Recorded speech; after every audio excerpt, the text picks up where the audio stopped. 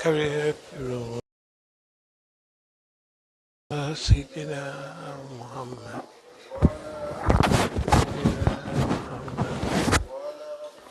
سيدنا محمد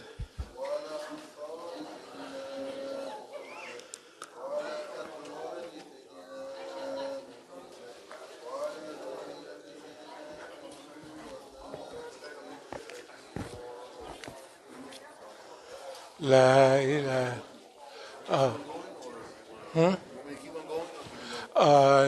I'm going to get started in just about 1 minute. So just for 1 more minute, inshallah.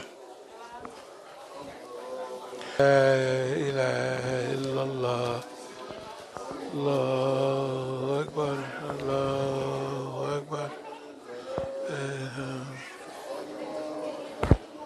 سيدنا محمد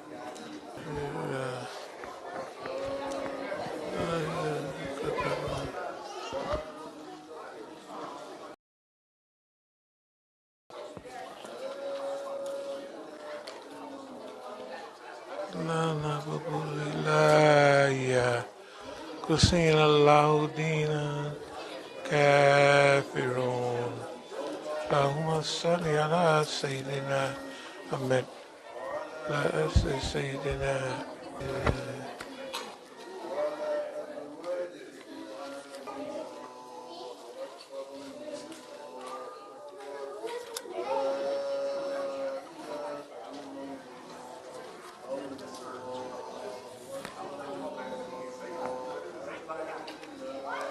الهم إن إبراهيم كان إن إبراهيم كان أمة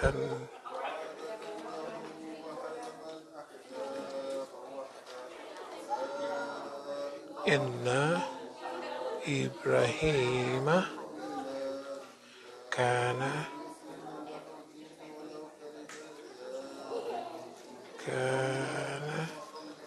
أمة كانتا لله حنيفا ولم يكن سيدنا محمد على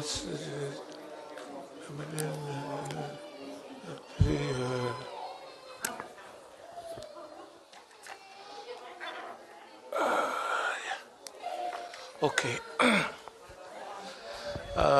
Salatul Eid, inshallah. No adhan and no takbir. We'll do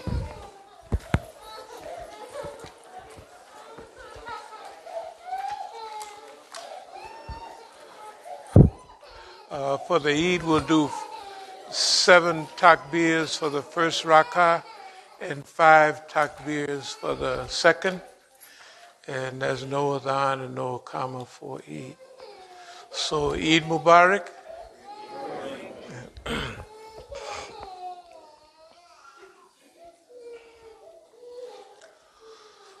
Allahu Akbar. Allahu Akbar. Allahu Akbar. Allahu Akbar.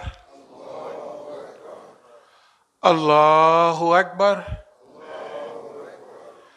Allahu Akbar. Allahu Akbar.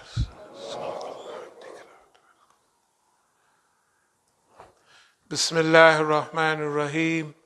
Alhamdulillahi Rabbil Alameen. Ar-Rahmanir Rahim. Maliki Yawmiddin. Iyyaka na'budu wa iyyaka nasta'in. Ihdina as-siratal mustaqim. Siratal ladhina an'amta alayhim. Ghayril maghdubi alayhim. Waladdallin. Ameen. Bismillahir Rahmanir Rahim. سبح اسم ربك الأعلى الذي خلق فسوى والذي قدر فهدى والذي أخرج الماء فجعله غثاء نحوا سنقرئك فلا تنسى إلا ما شاء الله إنه يعلم الجهر وما يخفى ونيسرك لليسرى فذكر إن نفعت الذكرى سيذكر ما يخشى ويتجنبها الأشقى الذي يصلى النار الكبرى ثم لا يموت فيها ولا يحيا قد أفلح من تزكى وذكر اسم ربه فصلى بل تؤثرون الحياة الدنيا وللآخرة خير وأبقى إن هذا لفي صحف الأولى صحف إبراهيم وموسى الله أكبر سمع الله لمن حمده الله أكبر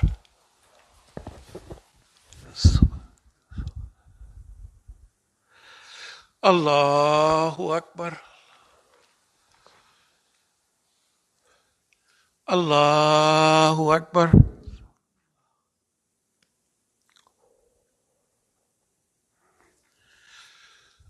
الله أكبر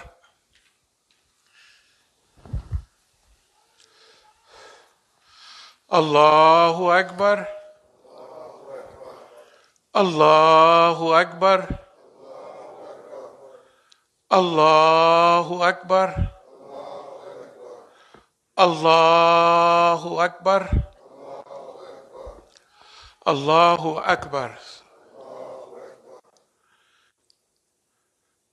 بسم الله الرحمن الرحيم الحمد لله رب العالمين الرحمن الرحيم مالك يوم الدين إياك نعبد وإياك نستعين اهدنا الصراط المستقيم صراط الذين أنعمت عليهم غير المغضوب عليهم ولا الضالين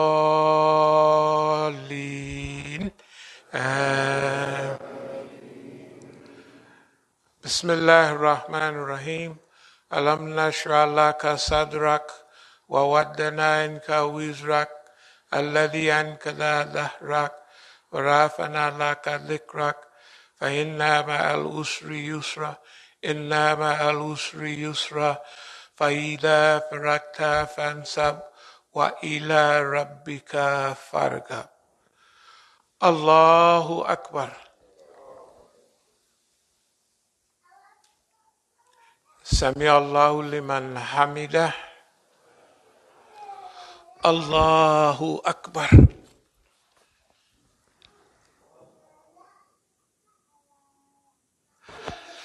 الله أكبر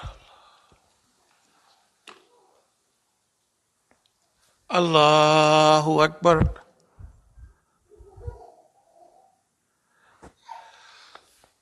الله أكبر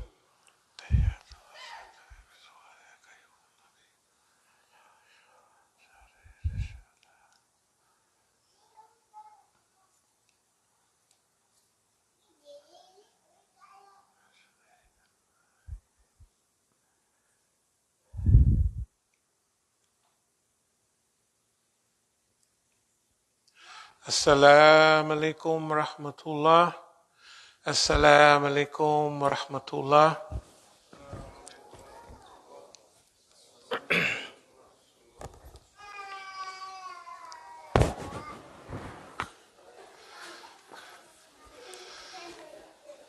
بسم الله الرحمن الرحيم الله أكبر الله أكبر لا إله إلا الله الله أكبر الله أكبر ولله الحمد الله أكبر الله أكبر لا إله إلا الله Allahu Akbar, Allahu Akbar, Walillahil hamd. Bismillah ar-Rahman ar-Rahim. Alhamdulillahi Rabbil Alameen.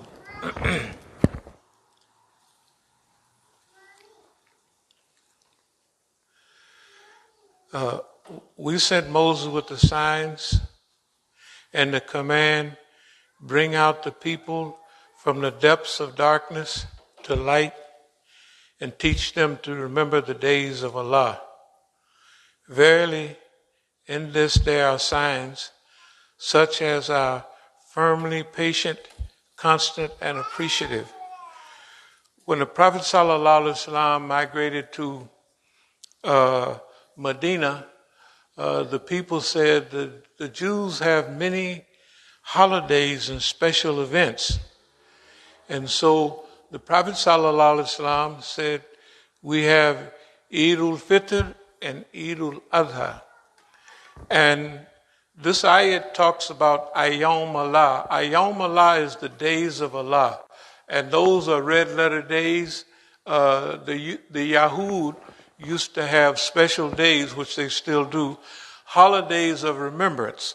And those holidays of remembrance were the days when they crossed the Red Sea and what have you.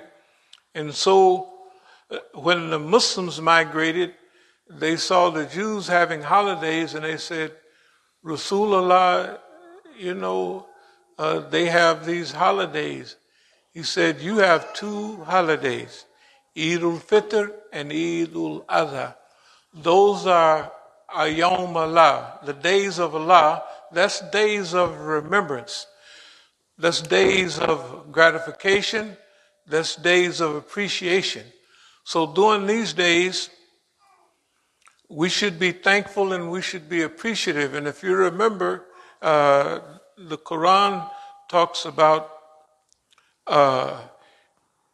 Bismillah ar-Rahman ar-Rahim. Inna Ibrahima kana umatan kanitan lillahi wa lam yaku min al-mushrikeen. So it's saying that surely Abraham was a ummah. It uses the words ummah, all by himself. So that means at one time, Abraham is the ummah because he's the only one standing for the oneness of Allah subhanahu wa ta'ala. So that's why it says, Inna Ibrahima kana umatan kanitan lillahi wa lam yaku min al-mushrikun. So there was a time in history when Ibrahim, a youth, was standing for the oneness of Allah all by himself. And I wanted to say that because you might look at this Eid here, this will be the smallest Eid probably in the area. Is that a bad thing? We say no, it's absolutely a good thing. Why? Because when you look at the world in which we live in, everybody is standing for something else but the oneness of Allah. About the ummah, the worldwide global community, isn't it right? So sometimes, is it better to stand alone and stand for justice or stand with the crowd and stand for nothing? Dear believers, one thing we have always had here is the ability to stand by ourselves. It don't make no difference what everybody else do. It don't make no difference what everybody else is doing. We have a few things that we stand on, we're going to stand on them. And whatever else we need, Allah going to give us that. If we need it, we'll get it. If we don't need it, you don't have to worry about it. Right? But that's what that trust in Allah. And then there's many ayats about believers. Go ye and seek messages, learn about Joseph and his brothers, right? Because none are absent of Allah's mercy except those that have no faith. So it's telling At that time, Joseph over in slavery, which you kind of associate with. So the command to the prophet of that time was go and find out about Joseph. He'd been gone a long time now. He had no contact with nobody, right? So go and check on Joseph. This is what is this old man talking about? Go and check Joseph. Man, I thought everybody forgot about him. But he's telling, go check on Joseph and his brother, a recent captive. Because none forget about the ummah, the community, except those that have no faith. Those that have no faith are people who are selling their religion, selling their way of life for a bag of cheese or something, right? I'm sorry, we're not about that right now. We'd rather be by ourselves and be for right than be with the whole crowd and headed in the wrong direction over a cliff, or saddened, or feeling despondent. So these ayats are letting us know that there was a time when Ibrahim stood by himself all alone. Qanitan lillahi, he's standing up for Allah, right? Walam yaku min al mushrikeen, and he was not amongst the mushriks. He was not with the people who worshiped many gods. So that's letting us know something. That's letting us know that when we go on through this Quran, there's ayats and messages in there. And the first message we dealt with was Ayom Allah, which is not just a few holidays, it's every day is the days of Allah. Every day that you have is Allah that Allah subhanahu wa ta'ala gave you. And we should remember that gift of life, but that life is meant to live with honor and character. So this is where we get our inspiration from. And we sent Moses with our signs and the command, bring out the people from the depths of darkness into the light and teach them to remember the days of Allah. Verily in this are signs for those who are firmly patient, constant, grateful, and appreciative. Those people who have sabr, there's a sign in it for them. Those people who are consistent, there's a sign in it for them. Those who are grateful and those who are appreciative. That's what a little, I don't know, is this got an echo in it? It don't have no echo. Just a little echo, just a little down. So anyway, now look. Those who are thankful and those who are appreciative. The other day I got up, like I could see y'all right now, but everybody's kind of a blur. I could tell, and if I've been knowing you long enough, I could tell who I'm looking at. So I got up in the morning and I was put on my glasses. I couldn't see nothing. I looked everywhere and I couldn't hardly see. I mean, I could see things, but I couldn't see like I could before. And it slipped up all of a sudden. Now, the average person would say, man, I'm going blind, and then I can't see nothing, and then they start thinking all the negative stuff. Man, in a month, I'm going to go all the way blind, and the white man put something in my eye drops so that I'd go blind. You conjure up all kind of stuff. I didn't do that. I said, I don't care. If I go blind, flat blind, I done seen Moshe Tunja, the great falls that from Lake Victoria, as they used to call it. That's the beginning of the White Nile, right? 4,000 miles up in Africa, right? And so I've seen that. The pyramids, all those things, I done seen those in my mind, and I can't forget what I've seen, right? Because I have seen them. And remember, the pictures you see in your mind are more beautiful than the pictures in real life. What you have stored in your mind, remember how beautiful that nice little tender who you married years ago, boy, she in your mind, you can't get that out of your mind. Now, if you add her up with what's in your mind with real life, she might be 90 and that picture might be 100, right? Or that handsome brother you married, boy, he was young, he had a big chest, and he was just on the football. He was really moving. Now, like I say, the picture that you have of him with no gray hairs and all that stuff, he might look like a nice, handsome young man in your mind, right? But he may look like me in real life. He done got old and everything, you know what I mean, and stooped all over. I'm telling you. So I'm just telling you the thought process. So actually, I should have been feeling bad, but I wasn't feeling bad. I said, the white man, I did, because everything that happened bad, I blame it, on the. I mean, I didn't had enough things. If 100 things happened, 85 of the bad things was from him. So I automatically, before I blame it on the people or the weather, I blame it on boss man. Look here. We think about boss man all the time. Y'all remember this old shirt? What is it? Boss man bites the dust. Now, some of the people know what that means. Some of the old people, they know what it means. Boss man bites the dust. Because down south, I just want to tell you a little story. When I went to the federal penitentiary at McNeil Island, from California, everybody would go up to McNeil Island or Terminal Island. Those old island prisons they had. They still had them when I was coming up. So I went up to McNeil Island, and I'd been in the state joint before.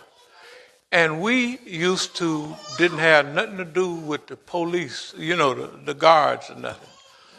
And then we found, at least I found, that I couldn't hardly get nothing down with the guards, because I was treating them like in the state joint. You don't talk to the police, you don't do that. And then I looked at all the brothers from over here. I was watching all the brothers from down south and back east, especially the southeast. They could get anything because I worked in the kitchen, and they could get anything they want from the police. It was one simple thing. They all referred to the guards as boss man.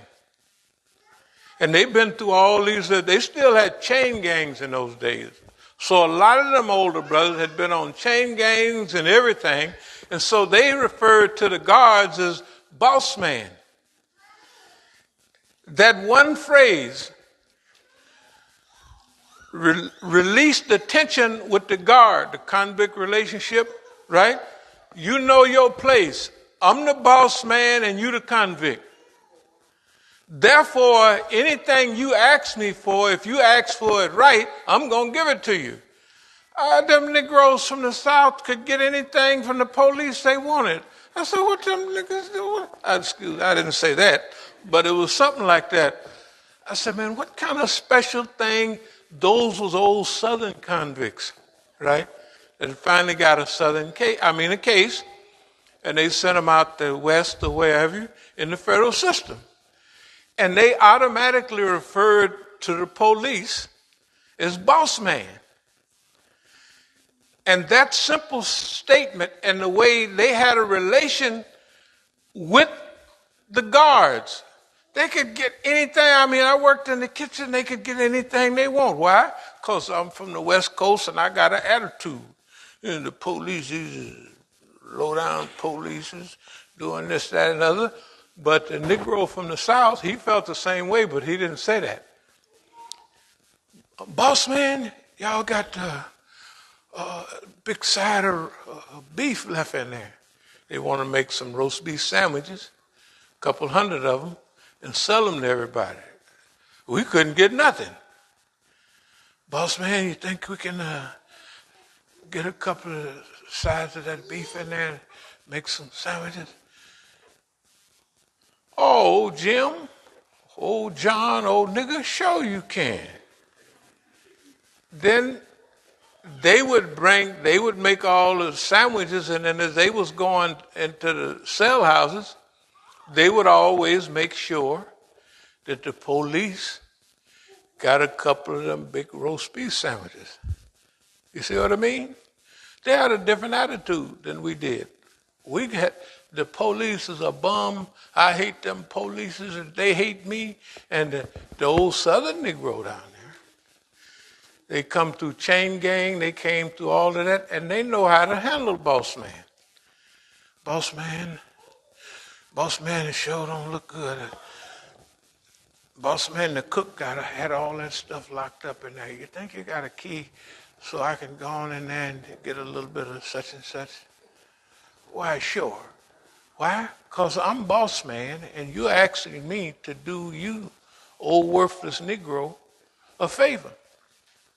It was all psychology. We using reverse psychology. Boss man bites the dust. Y'all see that? I've been had it for years. You look at the system now. Boss man is biting the dust, been bit the dust and swallowing dust.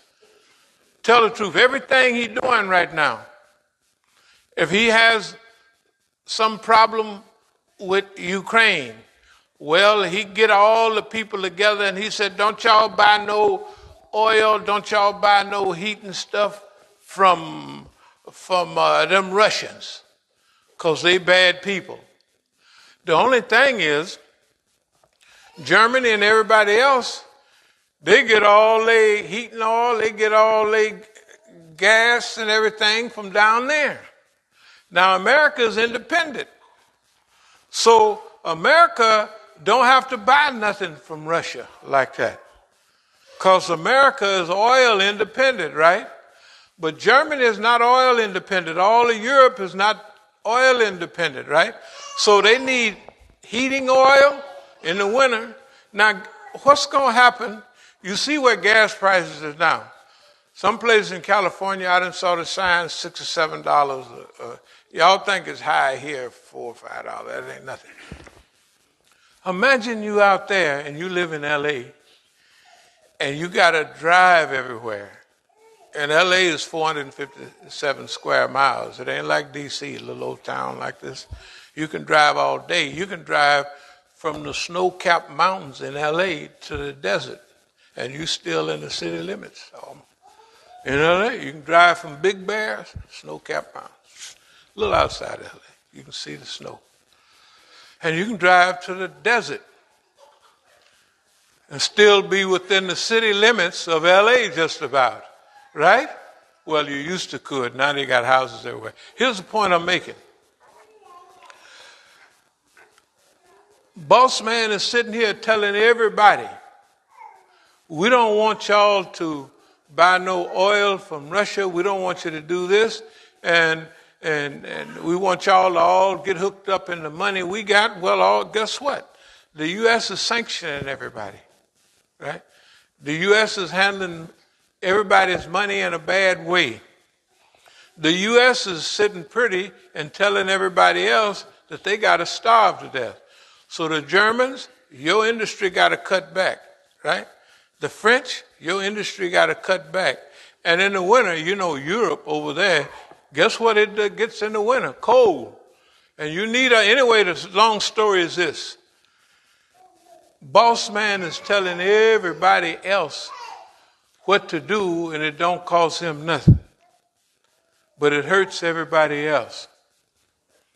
So what happens? If you start in trouble with China, if you start in trouble with Russia, if you start in trouble with Iran, guess what you do? You start in trouble with Venezuela, you start forcing all them people to get on the same team. Isn't that right? That's what it means by being encircled or closed in by a system. The ayat is here. The reducing of the land in your control from its outlying borders.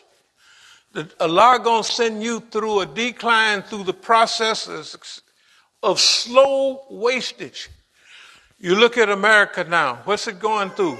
is going through a process of slow wastage, dear believers. I mean, slow wastage means that everything that you are buying is costing more and you getting paid less and less. Right? And y'all go to the store like me, we have to buy all that food, or a lot of it, you know what I mean? Even accessories cost big money, you know, the little set, well, I need a little butter to go in this, and I need a little cooking oil. All that stuff will run you crazy. Right? Right now. And he telling me and you suffer. He's telling the Europeans, y'all suffer. Right? And everybody is saying, hey, I'm not going for that. So everybody is getting together. The exact thing that he don't want to happen, he's the root of his existence. He's bringing it. He's forcing all the people in the world to work together. All the people to be friends. All the people to have harmony. Why? Because he didn't sanction everybody. He didn't cut off everything. And pretty soon, guess where he going to be? Restricted and cut off. I'm saying that these ayats in Quran, I'm not going to be here too much longer, but they're here and they form a picture of a historical reality. When Allah want to bring a system low, it has certain policies that it brings into vogue, right? And it seems like the people that's being brought low is doing it on their own, right? By themselves. It's like any of our homeboys that get hooked on dope. Pretty soon, he loses family, right? He loses car, right? Loses house.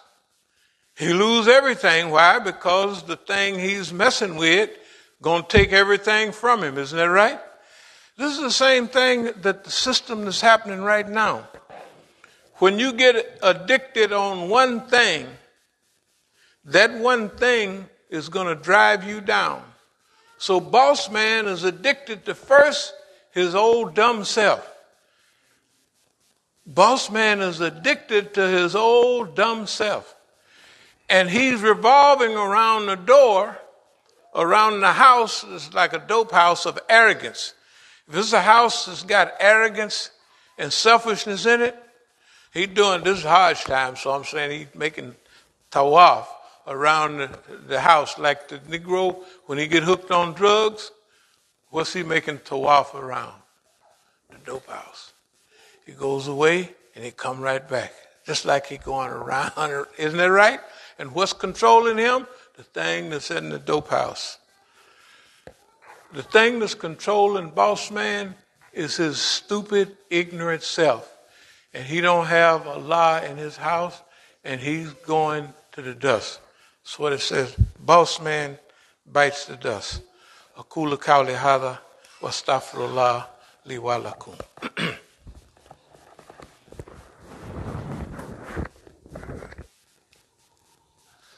Bismillah ar-Rahman ar-Rahim. Alhamdulillahi Rabbil Alameen.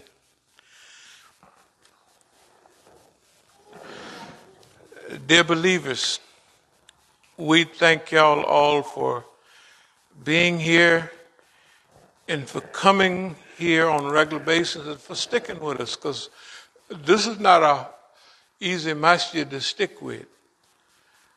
Since we have a certain attitude, a certain history, and a certain background, technically we refuse to toe the line. We're not towing the line. We're not following what boss man say. Boss man is done for. Boss man is finished. And we thank y'all for consistently associating with us. Now, we just went out with boxes, and now we go a couple of places. You know, there are some places everybody know what we about. Now, the leadership in those places, I'm talking about the centers around here, the one we just left. A lot of people go there are Africans, so when we standing out there with them boxes, guess what? They all do. They know where we're coming from. They know our history. They know our attitude. Guess what? They come and they fill up our box. They drop money in the box. Guess who's circling around like a buzzard? The leadership inside to tell the people, don't give them people out there no money. Give it to us. And guess what? You could tell when they done made an announcement like that. Why? Because the Africans walk straight out and walk straight to our box and go zoop. They've been oppressed so long that they know what it means. These guys, and then we can pass out these flyers. They know where we're coming from. They walk straight out of the joint, accented the brothers, and they walk straight to our box and drop something in the box. That's how we stay, up on things, because we don't have no income. And whatever income we have, if we have $100,000 in the bank, boss man, take it and give it to the enemies of Islam. And of course, we'll go to court. We're going to sue them for, what do we say? Maybe $500 million, something like that, because they steal our money. So we're going to sue them. But in the meantime, you say, I ain't going to put my money in the bank. I'm going to hide my money. And guess what? The boss man be watching you, and he tell everybody the niggas' money's right over there. They steal your money. Right now, today, or last week. So you say, I got a better place to hide this. Ain't got but $5 left, so where am I hide that? And you hide it there, and guess what? You go back and look. Not real $5. Like 5,000, 10,000, 30,000. Well, the last hit was 30 grand. So he said, let me steal this nigga's 30,000. And to a lot of people, that ain't no money. But to me, it's a lot of money, because you got to pay taxes and all of that. And then the people hear about it, and guess what? We going around, and first, when we do these meals with all that chicken and stuff, they said, how much is it? I said, no, this is free, fi sabilillah. It's no charge. What? They give our signal to all the other Africans, they get in line, this is free. Now, look, and then as you know how we do the food, we have big, and it be juicy and everything. So anyway, we went over to Baltimore to the conference over there a few weeks. That was last month. So we set up them tables, and all the trucks is there selling everything, and we got our tables and all that food, and it is free. So they sent some Indo-Pakistani guy that owns some halal place to come and say, hey, we'll help you. In fact, why don't you guys take a seat and we'll serve the food? You know why? They didn't want other people to see. Now, when you see Negroes, he always got a box, or he busy needing some help, right? But you ain't got nobody from our people. They nice people and everything, but they don't give nothing away, right? So here they come. Now, these meals that they getting would be $20 or something like that. And we said, no, this is free. And so they don't want us to serve the food out in front of the joint in Baltimore, in the convention center. They want one of their people to serve the food. Guess why? Everybody would think we're working for him, because everybody know ain't no Negroes gonna give no free $20 plate away. You want 2 big pieces of chicken, the big quarter. Y'all see the food. Anyway, so they don't want us to be seen except in one light, the light of neediness, the light of poverty.